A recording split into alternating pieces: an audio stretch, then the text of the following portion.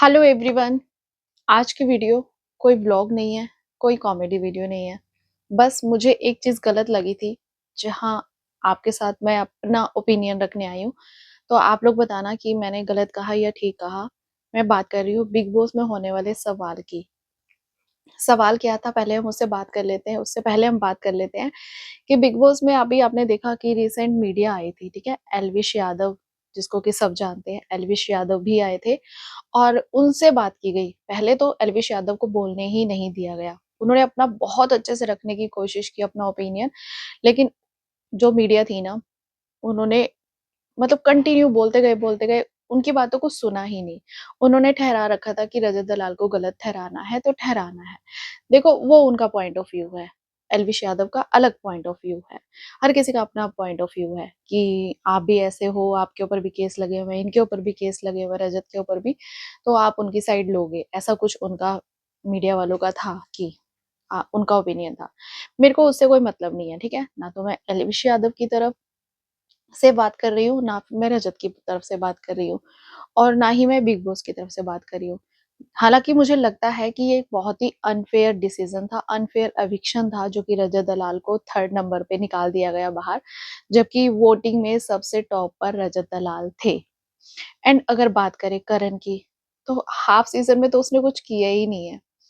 लेकिन half season में हाँ, थोड़ा एक्टिव हो गए थे, जबकि उनको बुलाया गया, प्रोड्यूसर को बुलाया गया, उनसे मोटिवेट कराया गया, तब जाके वो थोड़ा बहुत एक्टिव हुए। सिर्फ रजत सॉरी करण और चुम की जो लव केमिस्ट्री थी, उसके अलावा बिग बॉस के जो शो में करण का कोई कंट्रीब्यूशन नहीं था। सिर्फ इन दोनों की केमिस्ट्री जो चल रही थी लव वाली, वही ज़्यादा देखने में आ रही थी, हाइलाइट हो रही थी, और कुछ भी नहीं किया करण में मेरे ओपिनियन से।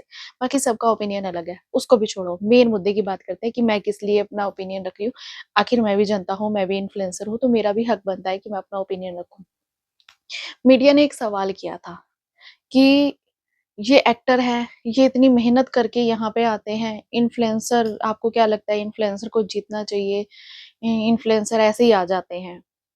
भाई इन्फ्लुएंसर को भी मेहनत करनी पड़ती है। 3 साल से धक्के खा रहे हैं हम इस प्लेटफ़ॉर्म पे। मैं व्लॉग्स करती हूँ, कॉमेडी वीडियोज़ करती हूँ, दूसरा चैनल है वो करती हूँ। आज तक इतनी फेमस नहीं हुई हूँ, ठीक है? नहीं मिला मुझे वो अचीवमेंट जो मुझे चाहिए, ठीक है? 3 साल से मेहनत कर रही हूँ, दिन-रात एक कर रखा है, घर के काम के साथ, सारी चीज़ों को मैनेज करती हूँ, सब काम करती हूँ, नहीं मिलता, ठीक है ना? मेरे जैसे सैकड़ों इन्फ्लुएंसर हैं, सैकड़ों, जो बहुत मेहनत कर रहे हैं, दिन-रात मेहनत कर रहे हैं, ना धूप देखते हैं, ना बारिश देखते हैं, ना कुछ देखते हैं, भाई उनको वीडियो बनानी है, कंटेंट बनाना है, तो बनाना है।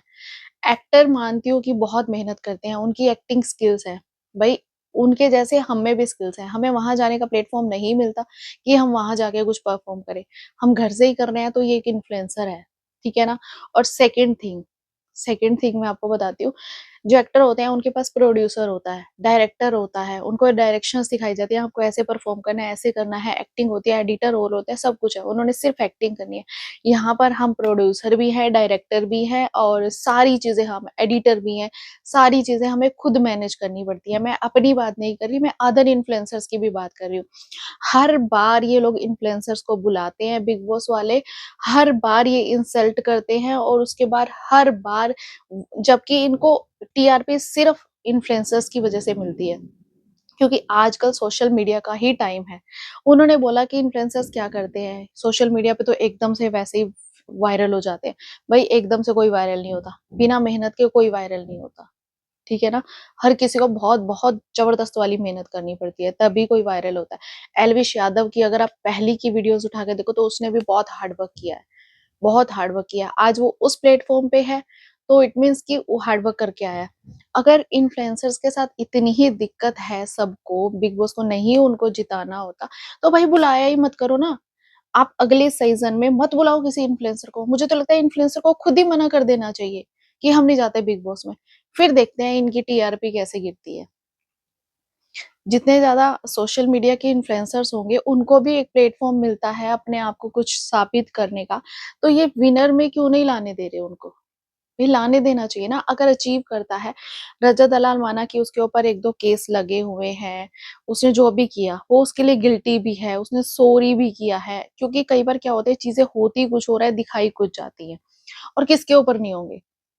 अगर रजत दलाल ने बोला है कि मैं बाहर जाके पाड़ दूंगा, ये कर दूंगा, वो कर दूंगा, तो भाई अगर आपने पूरी वीडियोस, पूरा बिग बॉस का एक एक सीजन देखा है हमने, ठीक है, काफी जगह पे करण ने भी बोला है तू बाहर मिल, मैं देख लूंगा। और पिछले सीजन में भी बहुत सारे इन्फ्लुएंसर्स और पिछले सीजन में भी बहुत सारे एक्टर्स ने बोला हुआ है तू बाहर मिल, अगर तू बाहर होता तो तेरा मैं ये करता, तेरा मैं वो करता। अरे उस बात को नहीं उठाया, लेकिन हमारी जो हरियाणवी टोन है, पाड़ दूंगा, ये कर दूंगा, अरे किसको पाड़ लिया बाहर? कोई नहीं पाड़ता।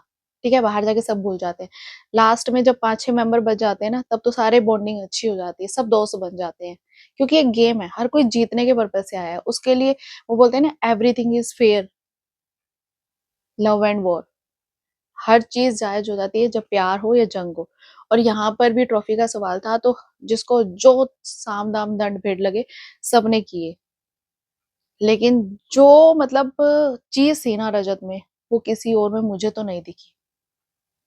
ठीक है, अगर नहीं जिताना था तो नहीं जिताया, कोई बात नहीं, बिग बॉस की बात है। बट ये हर बार बुला बुला के इंसल्ट करवाना भी मुझे लगता है कि बहुत ही गलत बात है इन्फ्लुएंसर्स को। कि इन्फ्लुएंसर्स तो ऐसे ही, भाई बहुत मेहनत लगती है, बहुत मेहनत। ऐसे कोई वायरल नहीं होता, कोई फेमस नहीं होता। सबने मेहनत की है। बाहर जाकर वीडियो बनाना, खुद से शूट करना, खुद से एडिटिंग करना, खुद से कंटेंट लिखना, फिर उसको सारी चीजों को मैनेज करना। घर वालों, कई बार घर वाले नाराज हो जाते हैं, उन चीजों को मैनेज करना मैंने देखा। और इन्फ्लुएंसर्स की जो लाइफ जर्नी है, बहुत देखी है। कभी देखा है आपको एक्टर्स की दिखती है, क्योंकि आपको लगता है कि वो नेशनल टेलीविजन पे आते हैं, टेलीविजन का शो है तो टेलीविजन को प्रमोट ज्यादा करता है। अगर इन्फ्लुएंसर से इतनी ही दिक्कत है भाई, क्यों फिल्में प्रमोट करवाते हो इन्फ्लुएंसर से? क्यों सॉन्ग्स प्रमोट करवाते हो? जो इंस्टाग्राम के इन्फ्लुएंसर्स है ना, उन्हीं से सॉन्ग्स आप प्रमोट कराते हो, और तभी वायरल होते हैं वो। चलाओ ना टीवी पे, करो ना वायरल, फिर पता चल जाएगा। हद है यार। इन्फ्लुएंसर ऐसे ही हो जाते हैं, ऐसे ही बन जाते हैं भाई, ऐसे ही वायरल हो जाते हैं। मेहनत तो किसी को दिखती ही नहीं। अब आप लोग बताना, जो जो मेरी वीडियो देखना, कि आप लोगों का क्या ओपिनियन है। क्या मैंने गलत कहा है किसी चीज में? मुझे तो ऐसा लगता है, देखो जैसे एक्टर्स की मेहनत है, वैसे हम इन्फ्लुएंसर्स की भी मेहनत है, सबकी मेहनत है। एलविश यादव, वो चलो अब तो वो बहुत बन गए, लेकिन उनके पीछे की मेहनत देखी किसी ने? और जो फेमस हो जाता है ना, उनका खाया पिया हगा सारा नोटिस होता है। सही बताऊं, खाया पिया हगा सारा नोटिस होता है।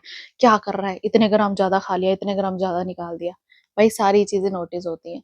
और वो छप जाती है मीडिया। और मीडिया को चाहिए क्या? इसी टाइप की तो खबर चाहिए। तुम भी आधे से ज्यादा इन्फ्लुएंसर्स के दम पे ही हो। खबरें तो यहीं से निकलती है। एलविश यादव ने ये कर दिया, रजत दलाल ने ये कर दिया, किसी और ने ये कर दिया, किसी और ने ये कर दिया, फुकरा इंसान ने ये कर दिया। कितने भी इन्फ्लुएंसर्स हो जो बड़े बड़े हैं, सब क्यों खबरें छापते हो? फिर मत छापो ना इनकी। इन्फ्लुएंसर्स खुद में खुद की मीडिया है। एलविश यादव ने सच बोला है। वो अपना चैनल खुद बिल्ड करते हैं, अपनी वीडियोस को खुद वायरल करा करते हैं, और खुद ही सब कुछ है। लेकिन अगर आपको मैनेज करना चाहिए, आप ये नहीं है कि आप एक्टर्स की इतनी ज्यादा तारीफ कर रहे हो और इन्फ्लुएंसर्स की बेइज्जती करे जा रहे हो। उनकी मेहनत भी होती है, उनको भी बहुत चीजें सरवाइव करनी पड़ती है, बहुत चीजें गलत होती है, बहुत चीजें फेस करनी पड़ती है। कुछ भी। तो आप लोग मुझे बताना कि क्या मैंने गलत कहा है। अगर आपका कुछ ओपिनियन है तो मुझे जरूर कमेंट करना।